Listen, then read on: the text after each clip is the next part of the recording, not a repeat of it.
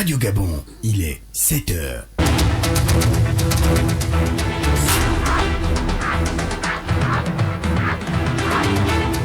Le journal. C'est la première grande édition d'information ce mardi 2 mars 2021. Eugène Lamba, bonjour. Bonjour Bruce. Dans l'actualité de ce mardi, la situation toujours préoccupante en ce qui concerne l'épidémie de Covid-19 dans notre pays. Et le mois de février est le plus meurtrier depuis la survenue de la maladie au Gabon il y a près d'un an. 4 morts et 285 nouvelles infections. Situation longuement évoquée hier au cours d'une conférence de presse par le porte-parole de la présidente de la République, Jessie Elaïkoga. Double rentrée hier aux 2 chambres du Parlement gabonais. Session d'ouverture de la 5e législature du Sénat avec pour point d'orgue la reconduction à la présidence de l'institution de Lucie Milebou Aubusson, épouse Mboussou. Et puis première session ordinaire de l'année 2021 à l'Assemblée nationale. La journée mondiale de la protection civile célébrée hier sur le thème une protection civile forte pour préserver l'économie nationale. L'Organisation internationale de la protection civile a été constituée en 1972. Elle s'intéresse à la vie des populations au quotidien. Sport, préparatif de la première édition du gala international de boxe baptisé le Grand Prix de Russie. Le Gabon se tient prêt à participer à cette grande fête de la boxe du 21 avril au 1er mai prochain à Moscou. Et puis, hors de nos frontières, le Tchad, au lendemain de l'attaque du domicile de l'opposant Yaya Dilo par l'armée, Saleh Kebzabo retire sa candidature de la présidentielle du mois d'avril.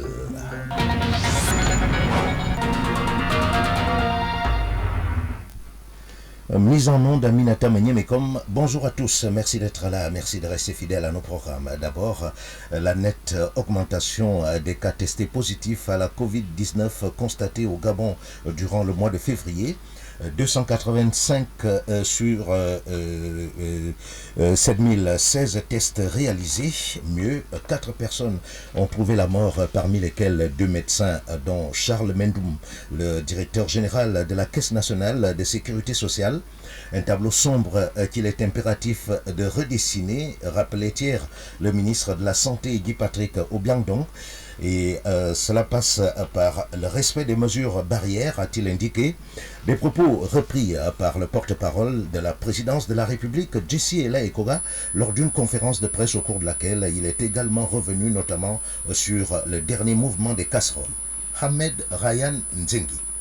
C'est par la situation sanitaire actuelle marquée par une seconde vague de la pandémie à coronavirus que le porte-parole de la présidence de la République a entamé sa traditionnelle conférence de presse. L'évolution exponentielle du nombre de contaminations, d'hospitalisations et de décès dus à la Covid-19 préoccupe de plus en plus. Jessie Elaïkoga, porte-parole de la présidence de la République. La situation reste très préoccupante. Notre pays est confronté à une seconde vague, dont la hauteur est bien plus haute que la première. Les chiffres parlent d'eux-mêmes. Le nombre de cas actifs s'approche dangereusement des 1500, alors qu'il était retombé en deçà de 75 en mi-décembre dernier. Le taux de contamination, qui était seulement de 0,4% à ce moment-là, s'est envolé. Il se situe aujourd'hui de l'ordre de 4%. Dans le même temps, le nombre de morts a sensiblement augmenté. 19, hélas. Depuis le début de l'année, avec une accélération très nette ces derniers temps. Rien que pour la semaine dernière, le Gabon a enregistré 8 décès dus au virus. Un bien triste record dont nous nous serions tous passés. Se voulant pédagogue et franc, le porte-parole de la présidence n'a pas botté en touche la question concernant le droit de revendication des populations,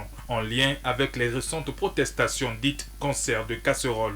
On peut juger sévèrement ce phénomène où la légèreté le dispute parfois à l'inconscience, même si on peut parfaitement comprendre le ras-le-bol de certains, car cette situation est tout sauf facile à vivre. Mais elle l'est pour tout le monde, en particulier pour les victimes de cette épidémie et leurs familles, pour les soignants qui ne comptent pas leurs heures, ou encore pour les forces de défense et de sécurité très sollicitées en cette période et dont la mission est toujours difficile. En revanche, on peut légitimement en vouloir à ceux, une minorité, qui tentent de récupérer et d'instrumentaliser ce mouvement en le politisant, alors qu'il s'agit d'un mouvement apolitique et en jetant de l'huile sur le feu. Parfois avec des conséquences dramatiques. On pousse la jeunesse à la faute, à violer le couvre-feu, à commettre des dégâts, à piller, à s'en prendre aux forces de l'ordre, dont beaucoup à cette occasion ont été blessés. Résultat, 2 morts auxquels je présente à leurs familles respectives mes condoléances. Ainsi, Jessie Elaïkoga démontre, s'il a encore besoin, que le Gabon demeure très profondément ancré dans le respect des libertés fondamentales et ce faisant des principes démocratiques. Ahmed Ryan Zengi de la rédaction de Radio Gabon. En tout cas, depuis l'apparition de la Covid-19 au Gabon, le port obligatoire du masque et les autres mesures barrières passent assez difficilement dans les ménages. À Libreville, il convient d'ailleurs de signaler que seules quelques familles font exception à cette règle, à l'image de la famille Maya, visitée par Pierre-Désiré Mvelenam. Maya et sa famille habitent le quartier Mindoubé 3 dans le 5e arrondissement de Libreville. Contrairement à leurs voisins qui nient la réalité de la Covid-19 au Gabon et boudent les mesures barrières édictées par le gouvernement, elle en est parfaitement consciente et reconnaît l'importance des mesures anti-coronavirus. On n'est jamais totalement à l'abri du virus. Les mesures barrières nous aident à éliminer les possibilités de contamination autour de nous. Donc elles ne sont pas non négligeables. La mère de Maya étant un sujet à risque, elle exige le respect des mesures barrières à l'entrée et à l'intérieur de la maison familiale. Nous avons mis un dispositif de lavage de mains à l'entrée de notre domicile. C'est un gel hydroalcoolique. Donc tous les visiteurs qui rentrent, avant d'arriver au seuil de la porte, ils se désinfectent les mains. Le port du masque aussi est respecté, surtout pour les personnes qui présentent les symptômes de grippe. On impose le port du masque. Très au fait des ravages de la pandémie, la mère de famille s'impose elle-même la rigueur du port du masque obligatoire à domicile. Quand bien même à la maison, nous n'avons pas de masque, nous. Ma mère, elle porte un masque. Je suis assez surprise de la voir avec un masque. On est à la maison, on est entre nous, on est en famille, elle a un masque. C'est assez drôle, mais je crois que c'est une éducation qu'elle nous donne et qu'elle veut aussi donner à nos visiteurs en faisant respecter ces mesures-là qui ont été dictées par le gouvernement et l'OMS. Instruit des précautions prises par sa mère, Maya fait passer ce message aux plus sceptiques. Ça n'arrive pas qu'aux autres. Comme on dit, on ne réalise pas tant que ça ne nous touche pas. Donc veillez sur votre santé et si vous êtes assez fort pour résister à la maladie, pensez à ceux de votre entourage que vous pourriez contaminer et qui sont des sujets à risque. Portez votre masque étouffant, lavez-vous les mains et continuez de vivre pleinement malgré toutes ces restrictions du gouvernement. La famille de Maya fait partie des rares familles au Gabon à avoir pris conscience du virus et de sa dangerosité. Une prise de conscience que devraient adopter toutes les autres familles pour lutter contre la propagation de la pandémie. Pierre-Désiré Mvelenam à Libreville.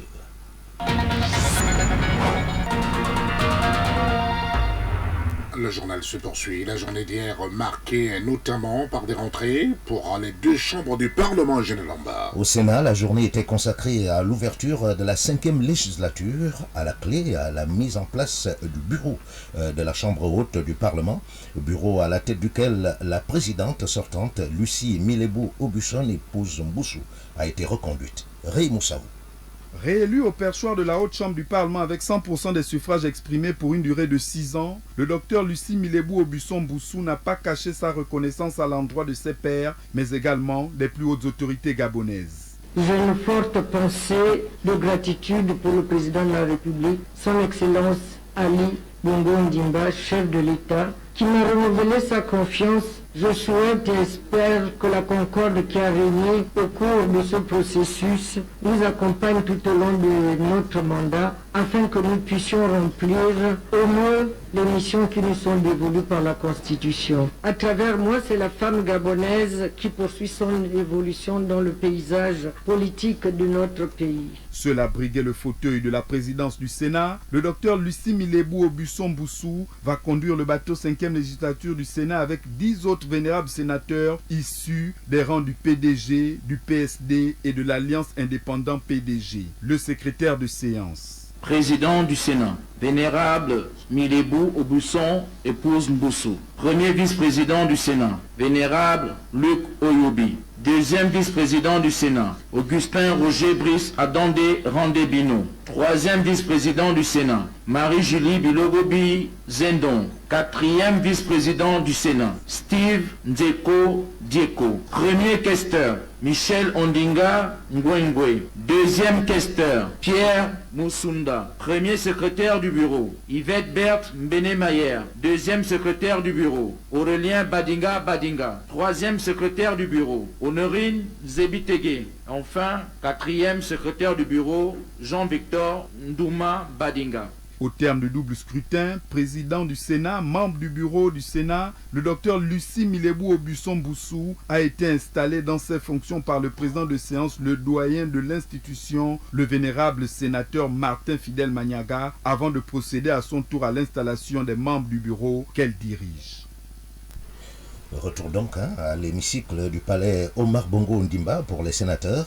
La rentrée parlementaire solennelle de cette chambre a immédiatement suivi sous la houlette de sa présidente reconduite en présence du Premier ministre chef du gouvernement. L'ouverture de la première session ordinaire de la 5e législature au palais du Sénat aura été l'occasion pour le président de l'institution éponyme, le docteur Lucie Milebou Aubusson Boussou, de saluer les efforts du gouvernement en matière de riposte contre la Covid-19. Il s'agit véritablement d'une déflagration planétaire qui a impacté presque tous les secteurs d'activité socio-économique et politique depuis maintenant 1 an, éprouvant tous les cercles du savoir et tous les centres du pouvoir à travers le monde. Nous constatons, pour nous en inquiéter tous, que notre pays n'est pas épargné et l'on ne saurait décemment présager de ce qui adviendra dans les semaines et les mois à venir, tant les incertitudes scientifiques et épidémiologiques persistent. Dans ce contexte de crise générale, il y a lieu de saluer le volontarisme du président de la République, son Excellence Ali Bongo Ondimba, qui a pris opportunément la mesure de cette pandémie et impulsé la dynamique de sa gestion. Cette 5e législature intervient à la suite de la révision constitutionnelle. C'est donc un Sénat revisité dans sa composition et dans sa représentation territoriale qui ouvre sa 5e législature. Chacun aura constaté que nos responsabilités constitutionnelles restent les mêmes. Dans son discours d'ouverture, le président du Sénat n'a pas manqué d'appeler les populations au respect des mesures barrières. Raymond Savou de la rédaction de Radio Gabon, le Premier ministre chef du gouvernement Rose Christian Osuka Raponda, qui a également pris part à la rentrée parlementaire à l'Assemblée nationale. Faustin Boukoubi, le président de l'institution, a félicité la présidente du Sénat pour sa réélection et d'ajouter que la session ordinaire de l'Assemblée nationale qui s'est ainsi ouverte est la dernière à se tenir sous l'ancien régime qui prévoyait 2 sessions annuelles. Faustin Boukoubi, des propos recueillis par Arnaud Ondo Ngosogo. L'ouverture de la première session ordinaire de la 5e législature au palais du Sénat aura été l'occasion pour le président de l'institution éponyme, le docteur Lucie Milebou Aubusson Boussou, de saluer les efforts du gouvernement en matière de riposte contre la Covid-19. Il s'agit véritablement d'une déflagration planétaire qui a impacté presque tous les secteurs d'activité socio-économique et politique depuis maintenant 1 an, éprouvant tous les cercles du savoir et tous les centres du pouvoir à travers le monde. Nous constatons, pour nous en inquiéter tous, que notre pays n'est pas épargné et l'on ne saurait décemment présager de ce qui adviendra dans les semaines et les mois à venir, tant les incertitudes scientifiques et épidémiologiques persistent. Dans ce contexte de crise générale, il y a lieu de saluer le volontarisme du président de la République, son Excellence Ali Bongo Ondimba, qui a pris opportunément la mesure de cette pandémie et impulsé la dynamique de sa gestion. Cette 5e législature intervient à la suite de la révision constitutionnelle. C'est donc un Sénat revisité dans sa composition et dans sa représentation territoriale qui ouvre sa 5e législature. Chacun aura constaté que nos responsabilités constitutionnelles restent les mêmes. Dans son discours d'ouverture, le président du Sénat n'a pas manqué d'appeler les populations au respect des mesures barrières. Raymond Savou, retour donc, un retour sur l'Assemblée nationale où le Premier ministre chef du gouvernement a pris part également à la rentrée parlementaire.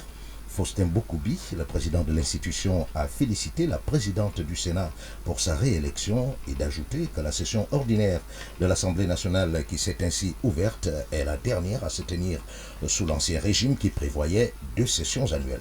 Faustin Boukoubi, dont les propos ont été recueillis par Arnaud Ondo Ngosogo. Au terme des dispositions du nouvel article 41 de la Constitution du 26 mars 1991, révisée en décembre dernier, Le Parlement se réunira désormais de plein droit au cours d'une session unique par an, débutant le premier jour ouvrable d'octobre et prenant fin au plus tard le dernier jour ouvrable de juin de l'année suivante. À vous, Madame le Président du Sénat, votre réélection, ou plutôt votre plébiscite, à la tête de la haute chambre de notre Parlement, n'a surpris que ceux qui ne vous connaissent pas. Et je suis loin d'en faire partie. En effet, c'est fort à propos que j'ai eu l'immense plaisir de louer vos mérites il y a 2 mois en vous octroyant la plus haute distinction de l'Assemblée nationale, ici même. Sans que cet acte fût prémonitoire, il ne constituait pas moins un soutien tacite, à la fois républicain et fraternel. Dans tous les cas, je vous félicite pour la confiance dont vous jouissez auprès de la hiérarchie de notre parti commun et partant de vos pairs, anciens et nouveaux sénateurs. En vous présentant nos vœux de réussite pour cette nouvelle mission, je vous assure de notre franche collaboration comme par le passé. Faustin Boukoubi, le président de l'Assemblée nationale du Gabon. Et puis, déjà connu à Eugène, la liste des futurs décorés du 17 août prochain. Liste rendue publique par la grande chancellerie des ordres nationaux. Ils seront décorés dans l'ordre national de l'étoile équatoriale pour certains et les autres dans l'ordre national du mérite gabonais. Le communiqué a été rendu public par le conseiller du président de la République, Isabelle Bekale, épouse Onguengue, que nous écoutons. Les circonstances actuelles, marquées par la pandémie du Covid-19, n'ont malheureusement permis à ce jour d'organiser les cérémonies y relatives. La situation sanitaire étant la même, sur instruction de son Excellence, Monsieur le Président de la République, chef de l'État, grand maître des ordres nationaux, le grand chancelier président du Conseil des ordres nationaux d'une part, pour Libreville, la capitale, et les gouverneurs de province d'autre part, ont mandat pour décerner les différentes médailles sur l'ensemble du territoire national, ceci dans le strict respect des mesures barrières. Exceptionnellement pour Libreville, les récipiendaires de décoration sont invités à se rapprocher de la grande chancellerie des ordres nationaux aux jours et heures ouvrables et ce à compter du 1er mars 2021. Par ailleurs, tous les récipiendaires sont priés de bien vouloir s'acquitter des droits de chancellerie correspondant à leur statut honorifique. Ils trouveront les détails des procédures y relatives auprès de nos services techniques. Les récipiendaires de l'intérieur du pays, pour une démarche similaire, sont attendus pour des formalités auprès des secrétaires généraux de province, des préfets ou chefs de bureau de sous-préfecture. Isabelle Bekale, épouse Onguengue, conseiller du président de la République.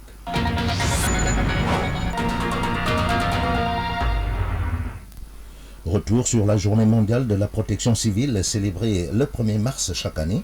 Il s'agit de commémorer la constitution de l'Organisation internationale de la protection civile en 1972 à Genève en Suisse, occasion de promouvoir l'importance de la protection civile à travers le monde. Lauriane Mezza. Contexte sanitaire dû à la Covid-19 oblige. Les manifestations de cette journée n'ont pas eu lieu à Libreville. Le choix du thème de cette année est une invite à tous les pays pour considérer davantage les situations exceptionnelles dans l'élaboration des stratégies nationales futures. Matoumba Diaby, directeur général de la protection civile. Le thème de cette année s'intitule « Une protection civile forte pour préserver l'économie nationale ». À travers un tel thème, on est en train d'inciter, d'amener les populations à tout faire pour éviter des pertes sur le plan économique. Et pour éviter des pertes sur le plan économique, il faut éviter les catastrophes, quelles qu'elles soient. C'est-à-dire qu'éviter qu'il y ait une inondation chez vous. Si vous avez une petite inondation, ça va vous faire un peu des dépenses. Et si c'est beaucoup plus gravissime, c'est l'État qui viendrait en aide. Tout ça, c'est des pertes économiques. Au Gabon, il existe une direction générale de la protection civile dont les missions sont bien définies. Dans tous les États du monde, l'État particulièrement a le devoir de protéger ses populations. Ici, il n'est pas question d'une protection contre les agressions militaires.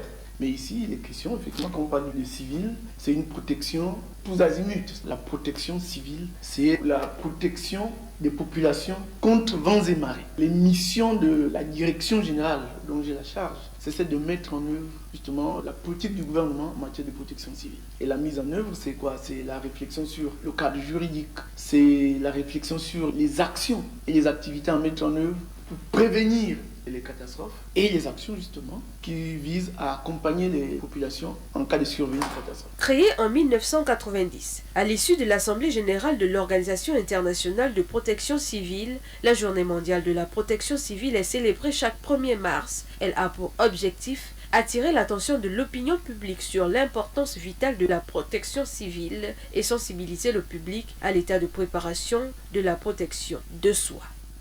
Lauriane Meza à Libreville en rappelle encore la pluie diluvienne qui s'est abattue dans la capitale et ses environs hier. Elle a causé plusieurs dégâts matériels sur le boulevard Triomphal au Marbongo où nous nous situons. Un arbre planté dans la concession de la cathédrale Sainte-Marie s'est retrouvé sur la chaussée causant quelques désagréments. Juanita Atta.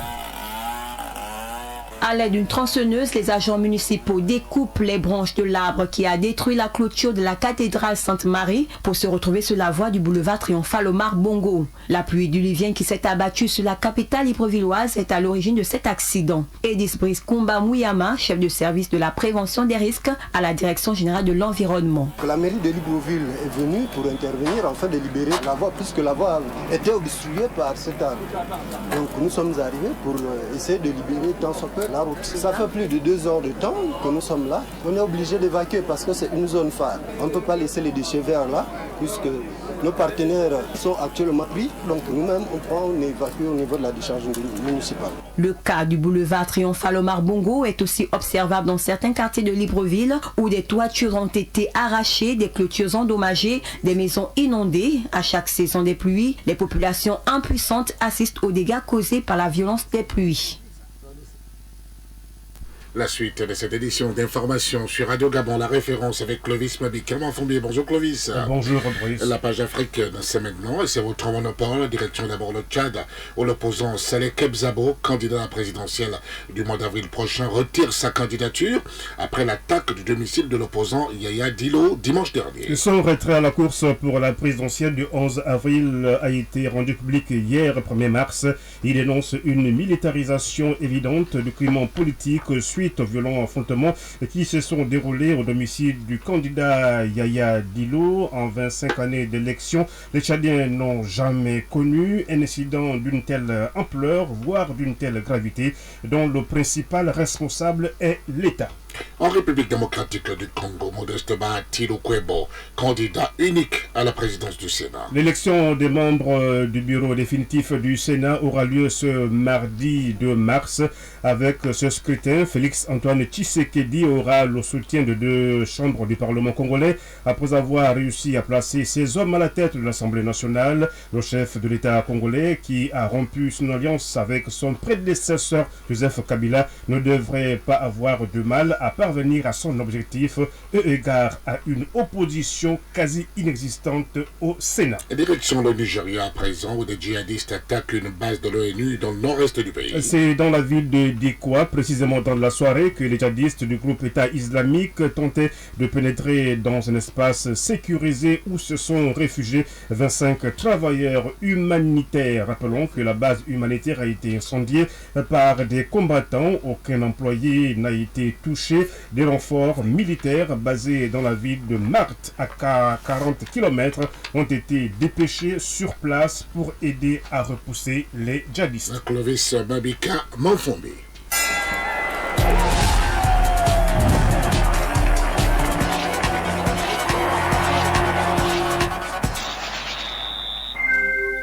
Bonjour David Maguina. Bonjour Boussaker, bonjour à tous. David Maguina pour le sport, et nous commençons par le double A, nous commençons par la boxe, pour évoquer les préparatifs de la première édition du gala de boxe professionnel Grand Prix de Moscou. Les préparatifs vont bon train. Oui, ce gala regroupera les meilleurs compétiteurs de la boxe arabe mondiale. L'objectif est de promouvoir cette discipline qui gagne du terrain au fil des ans à travers le monde. Notre pays sera présent à cette grande fête du sport de combat. On va écouter Eric Ella, président de la Fédération internationale de la boxe arabe, ancien président de la Fédération gabonaise de kickboxing. Il nous fait le point sur les préparatifs de ce rendez-vous mondial à venir. Nous sommes à la deuxième phase. La première phase est pratiquement terminée, qui consistait à inviter les pays par courrier et avoir les confirmations de ces pays avec leurs médias, leurs boxeurs et le staff technique.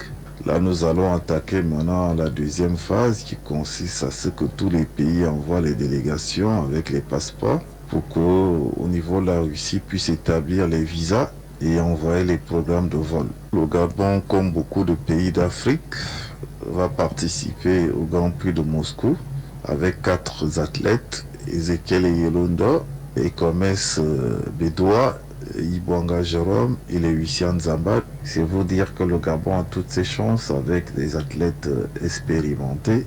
Donc ils se préparent, chacun dans son club. Voilà, en champ de discipline, véritablement, on parle de football avec l'international gabonais Aaron Apinangoy qui est forfait contre la République démocratique du Congo le 25 mars prochain. Oui, c'est une mauvaise nouvelle pour Patrice Neveu, le défenseur international gabonais sociétaire du Sivaspor, club turc de première division. Aaron Ondele Apinangoy ne sera pas présent le 25 mars prochain à Franceville face au Léopard de la République démocratique du Congo. Le défenseur central des Panthères poursuit sa rééducation après sa blessure à la cuisse droite le 31 janvier dernier. Gros coup dur pour le sélectionneur national des Panthères qui devra composer sans son meilleur atout défensif. Jim Alevina sera également absent. Le technicien français devra donc revoir ses plans.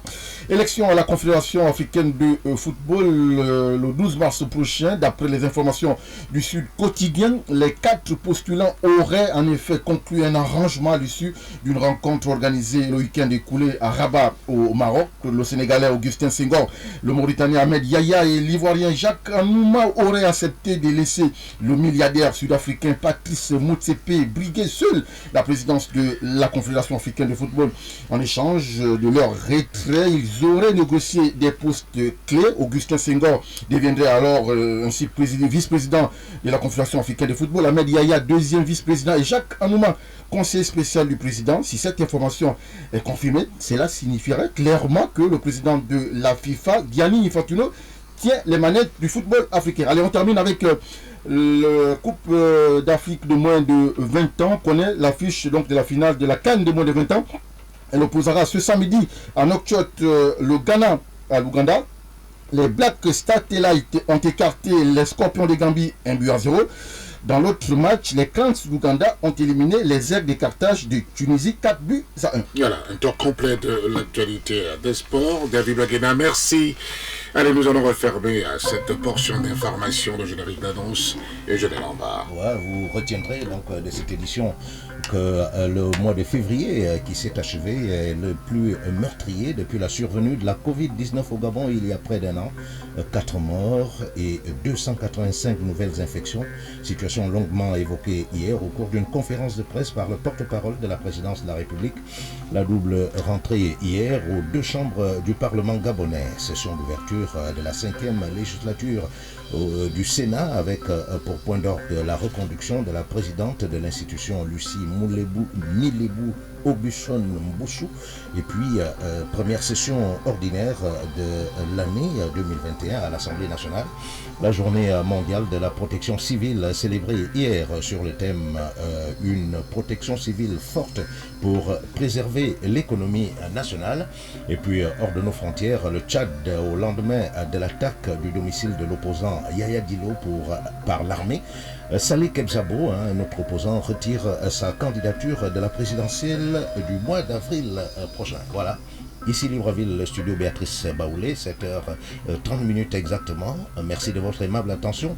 Prochain rendez-vous avec l'actu, 8h, Ahmad Beni Evaka. Prenez soin de vous. Merci Eugène. Demain, avec le même plaisir. Il est pile 7h30. Restez avec nous à 8h30, juste derrière la deuxième grande édition d'information dans Bonjour le Gabon. Ah oui, Pierre vient de nous prouver que le monde est fou, avec aujourd'hui une chronique